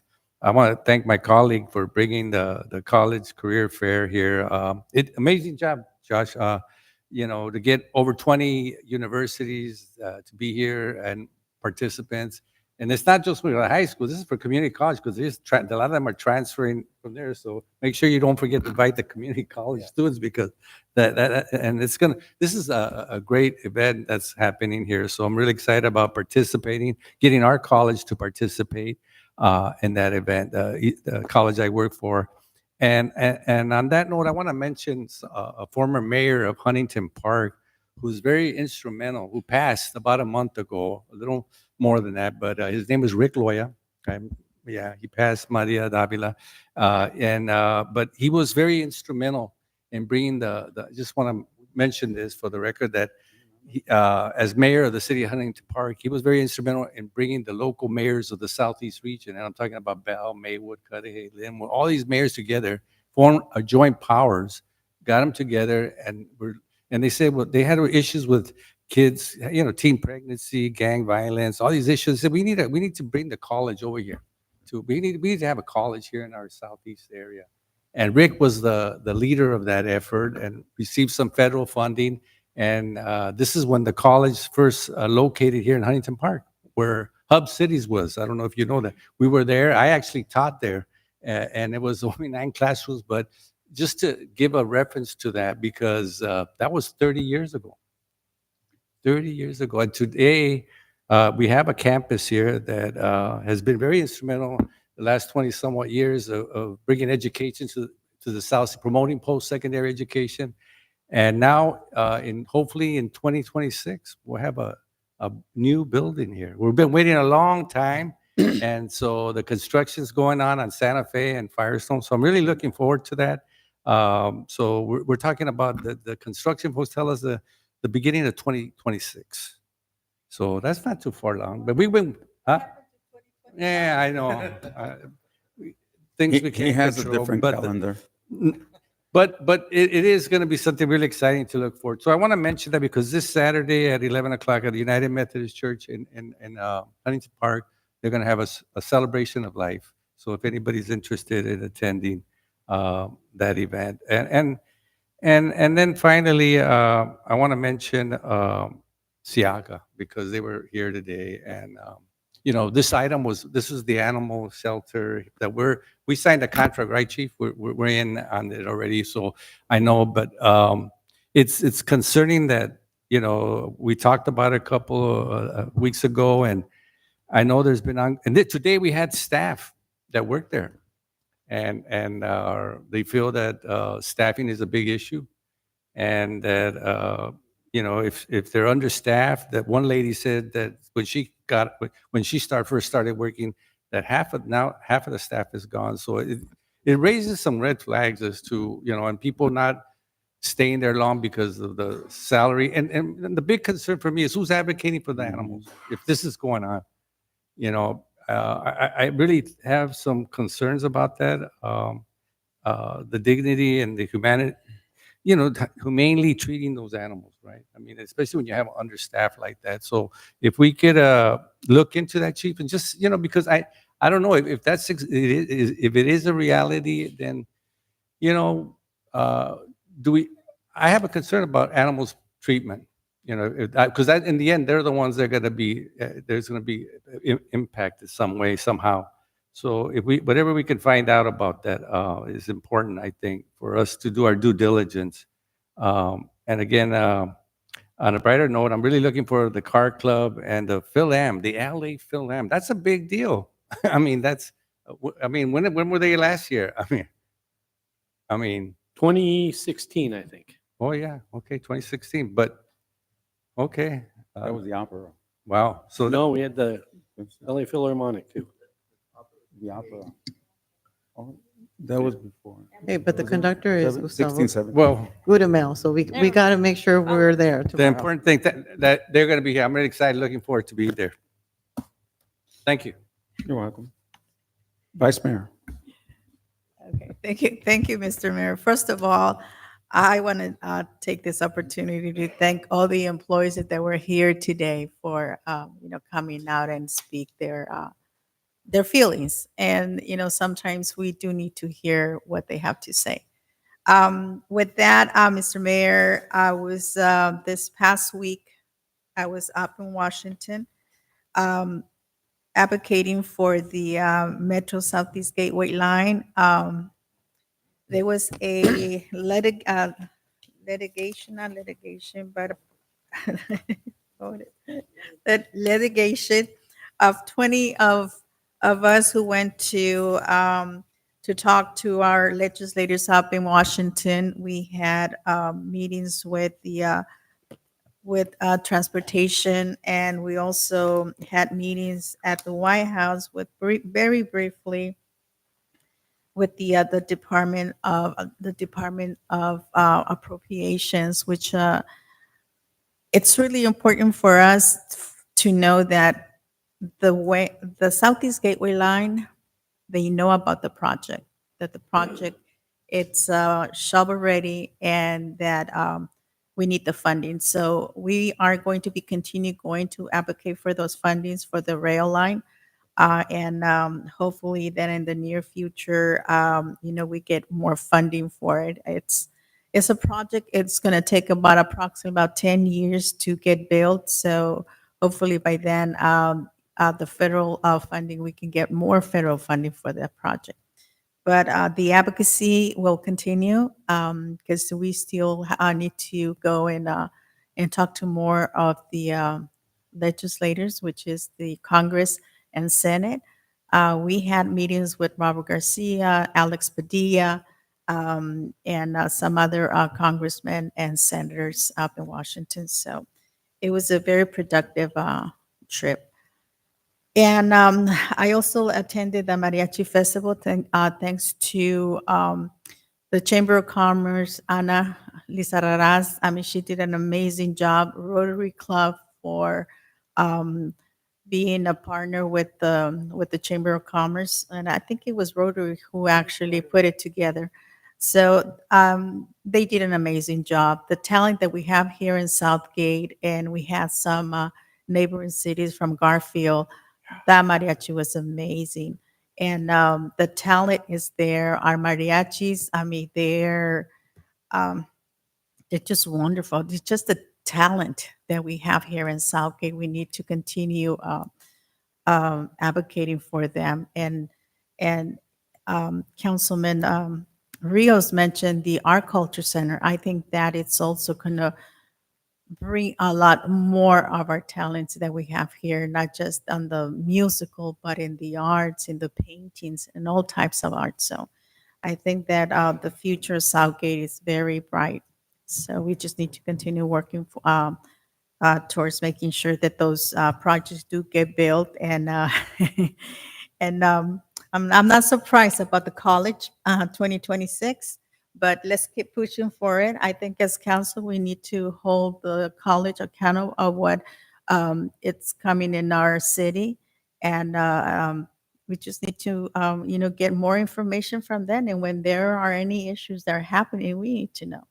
So with that, Mr. Mayor, thank you very much. And I think that's And thank you for mentioning Garfield, because that's where I Mr. Mayor. graduated from. Sorry, Mr. I'm Mayor. talking now, you know, I'm not mentioning Garfield and you're Can- interrupting. Can I just take a Yes, second? go Because ahead. I want to highlight something that I know the treasurer said that he had nothing to report, but I wanted to give him and his family congratulations for his son Noah being moved into UCI this weekend. So I know you had nothing to report, but that's a big milestone, and congratulations to him and to you and your family. It's a great accomplishment. And Raul Salinas, our city attorney, once taught me to ask my child to, no matter how many times I go away, just keep looking back at me. So at least I feel like you miss me.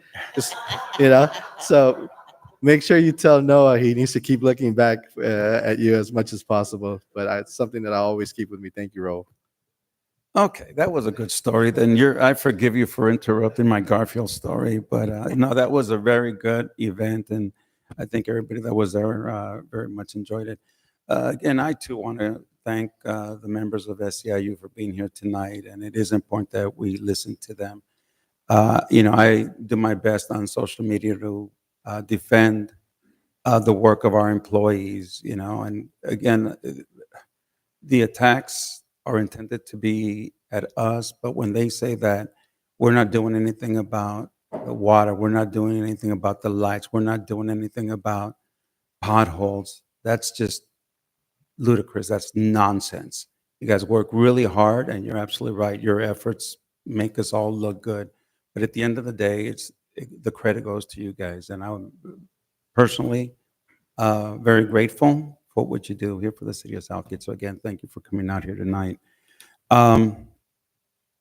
I've been in contact with members of the Southgate Youth Football, the Aztecs, and every year there's a battle in trying to get them a field, and all of a sudden they get a field, and then they don't get the use of the scoreboard, and that's a violation of the league that they're in, and so then they end up paying fines, and I find that a little bit disheartening because you know I just spent over 30 years with the Southgate JA. This September was my last month with them, and the amount of effort, the amount of love that goes into a program like that, and Southgate Youth Football and the you know AYSO, the least people can do is help them out, and LAUSD kind of sort of dropped the ball on that one, and so they're trying to solve the problem by raising funds for a scoreboard that they can kind of move around.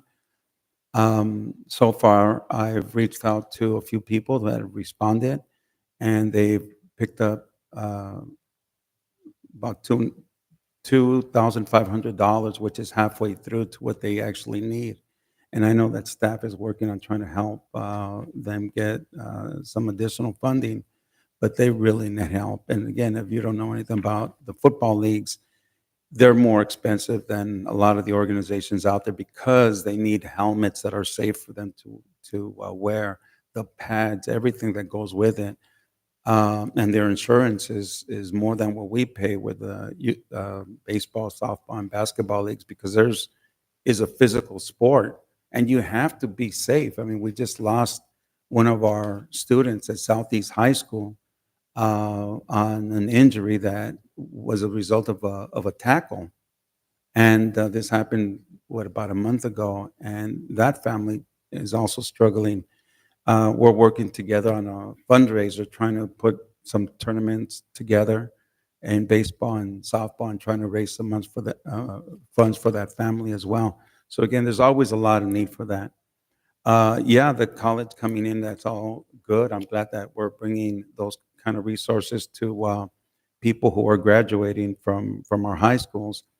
But we also have other things going on. Westbrook Academy just opened up, and I want to thank staff for working really hard to get through that final hump.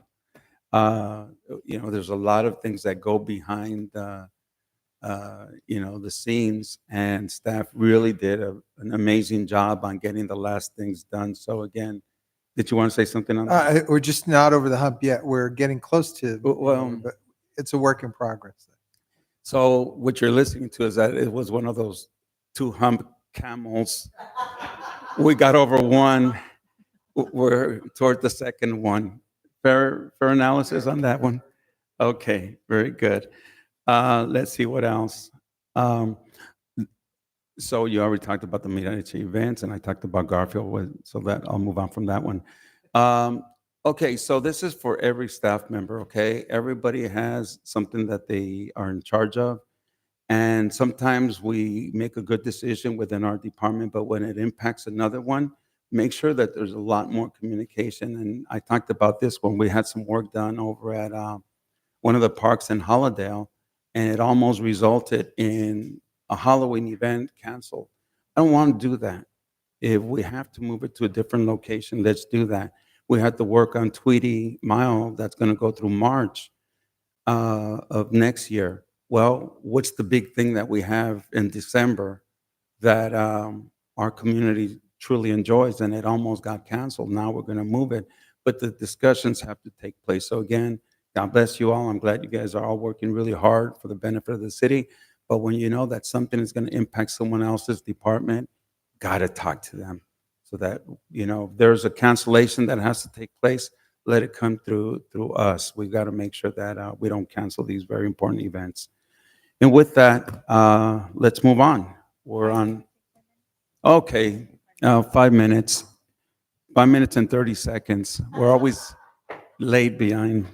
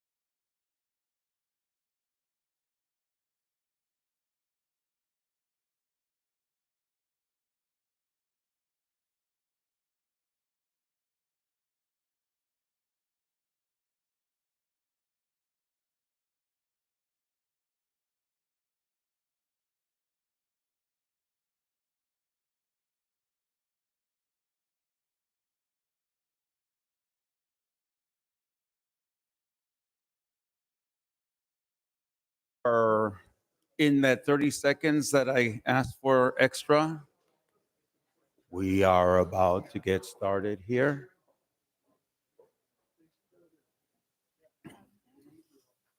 We got everybody, right? Okay. We are now in consent calendar items. Madam City Clerk, take it away. Consent calendar items, agenda items 1, 2, 3, 4, 5, 6, 7, 8, 9, and 10 are consent calendar items. Okay, so let's go to the emails first. Can you do that, please? Or did I get you off guard? No. You're always prepared. Okay, rock on. I have Mr. Mario Dominguez who commented on items 4, 6, and 8. Item number 4, he's disappointed that our city council members allocated $5 million from the general fund for major HVAC repairs at City Hall and the police department, yet they won't include a splash pad in the capital improvement projects. It's concerning that they're willing to spend our funds on their chosen projects while ignoring our requests. Would you like me to go to the next item?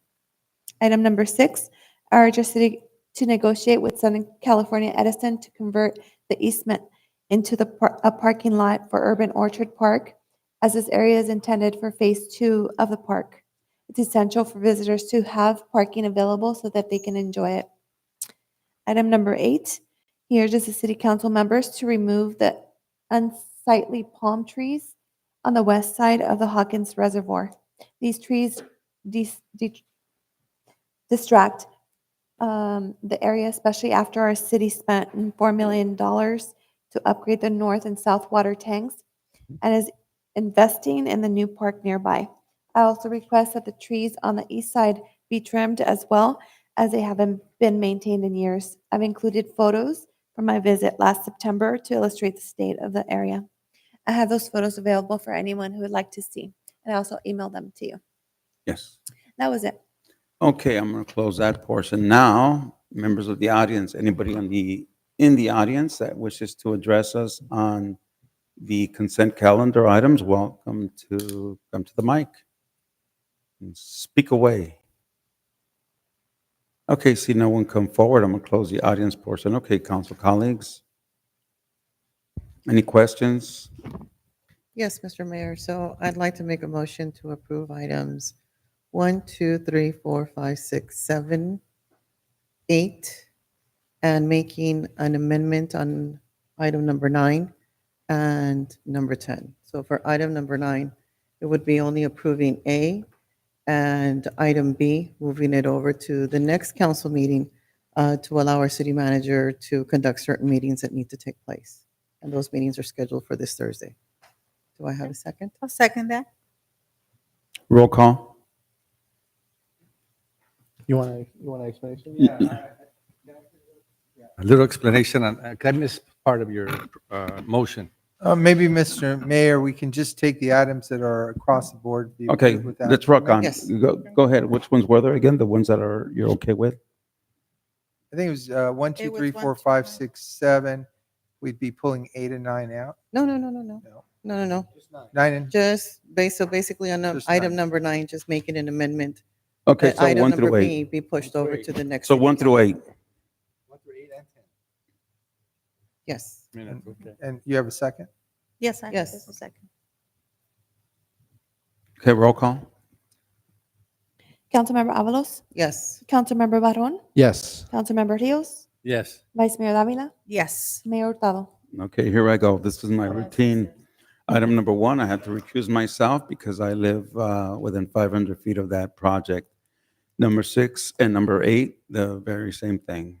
I live within 500 feet of those 2 items. Okay. Thank you, Mayor. Okay, item number 9. So on item number 9, I If believe I can read it into the record. Go ahead.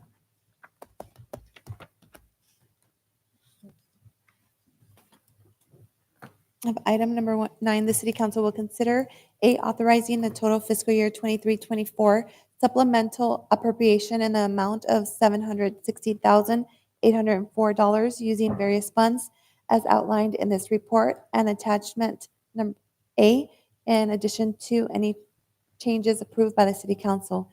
B, reallocating $596,896 in the American Rescue Plan Act ARPA funds for fiscal year 24-25 Police Department salaries to fiscal year 23-24 ARPA programs for mental health services.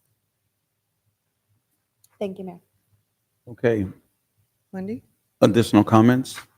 So I would like to make a motion to only approve A and withholding item B, given the fact that Mr. Houston is going to be having meetings with the mental health department. I believe it's one or two agencies, I'm not sure, but I don't want to get into the weeds of it. So that's why I'm asking that we postpone item B for the next council meeting until after he holds his meetings with the agencies. Okay, is there a rush? There's no rush on that There one, is no there? rush. No, just want to make sure. No. No. He's not- I'm not aware of any rush, but Okay. I defer to Wendy on that. Thank you. If I can, yes, just to clarify on item, what this agenda bill is doing, it's paying for invoices that have already been incurred and also trying to close out the fiscal year end within 90 days, which is what we're required to do by the state.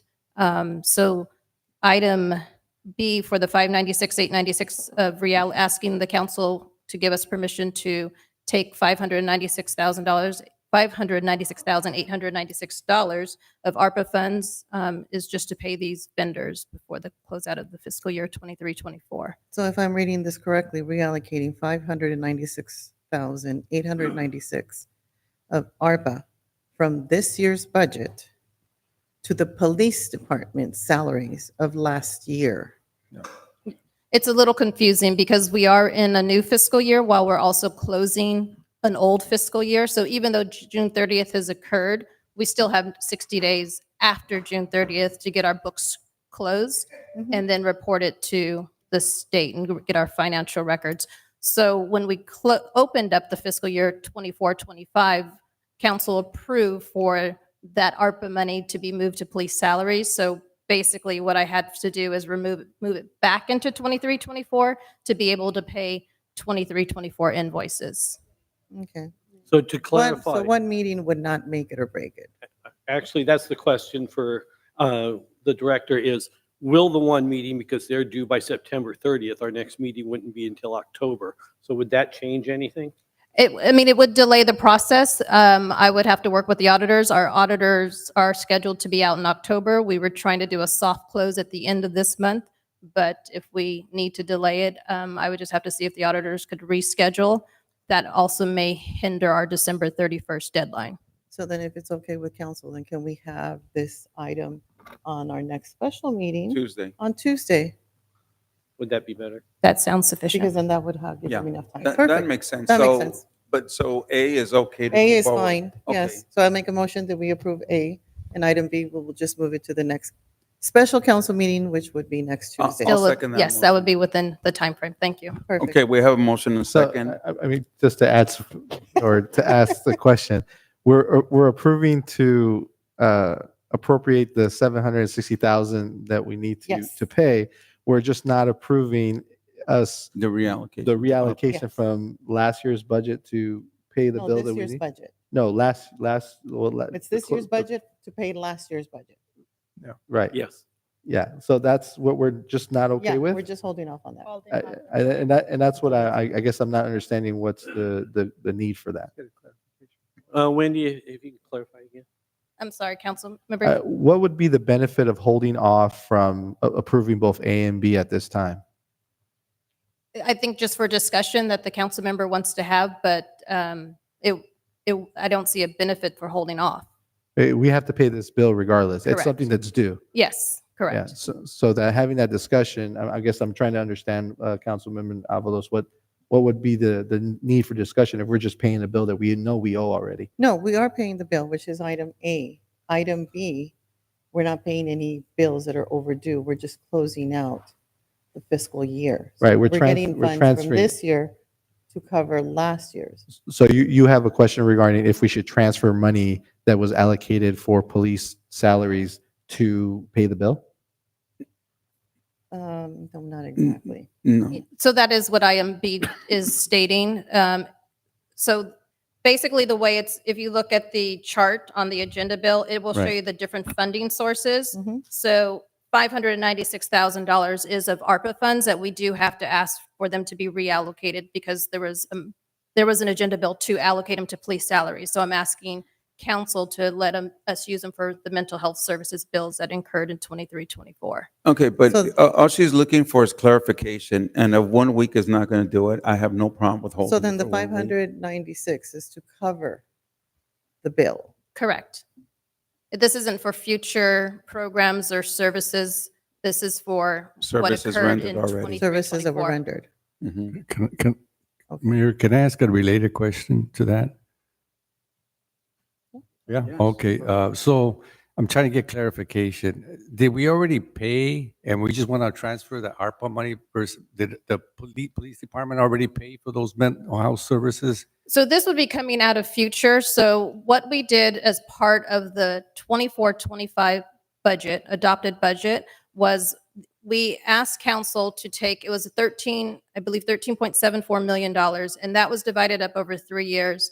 The first year was 23-24. We moved $3.35 million to police salaries. So that was already done. Then for this year, 24-25, we budgeted another $5 million for 24-25 police salaries. So we still have a remaining balance for 25-26. So in theory, we're asking to use some of those ARPA funds to pay these unpaid invoices from 23-24. Okay.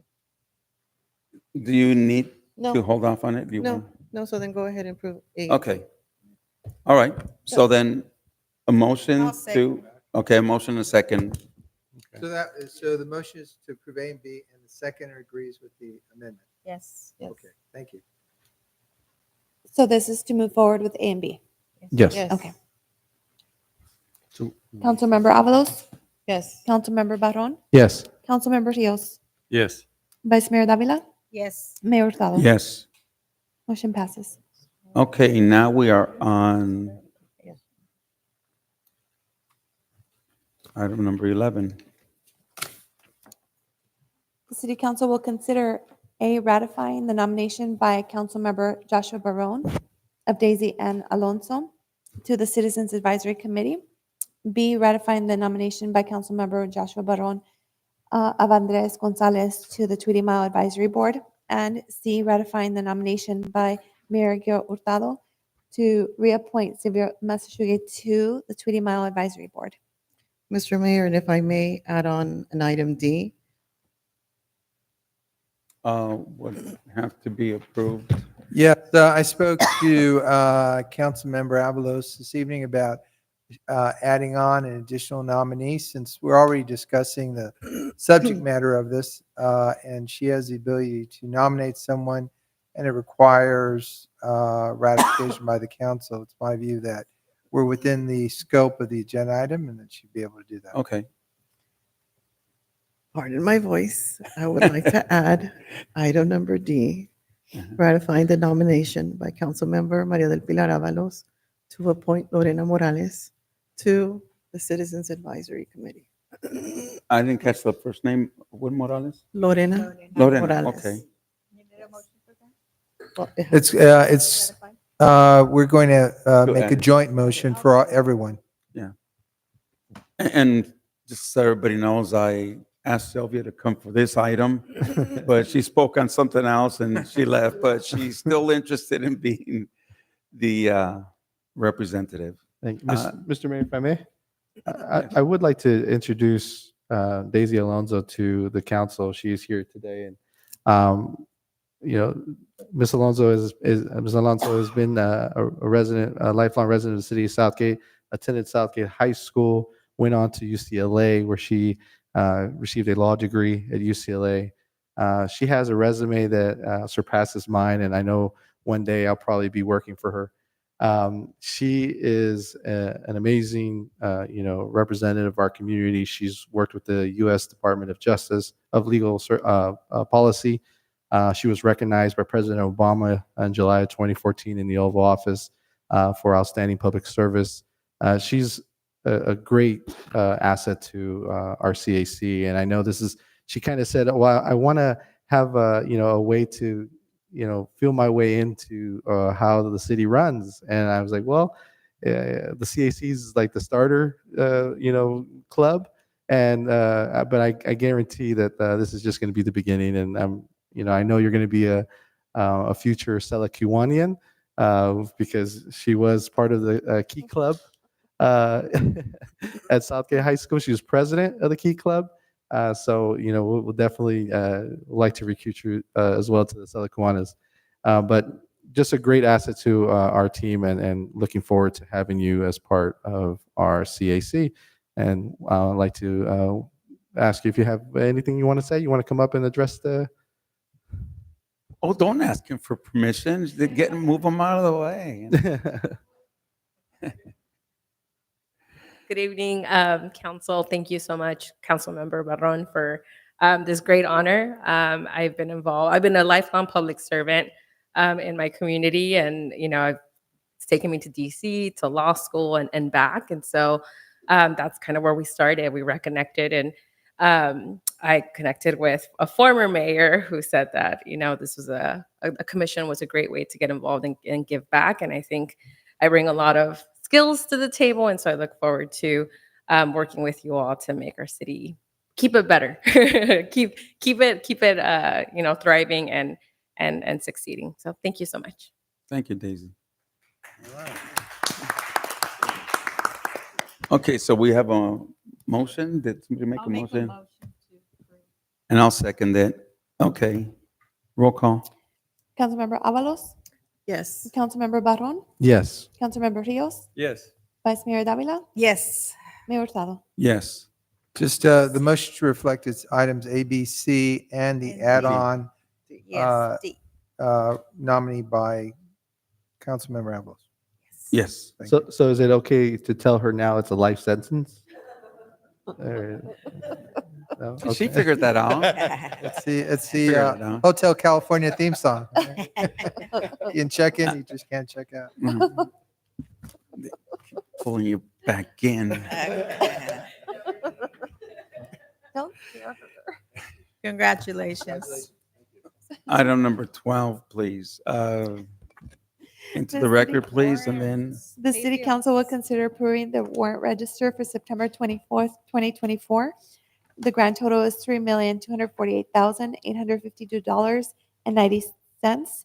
Cancellations are 107-168, 107-308, 107-329, and 107-331.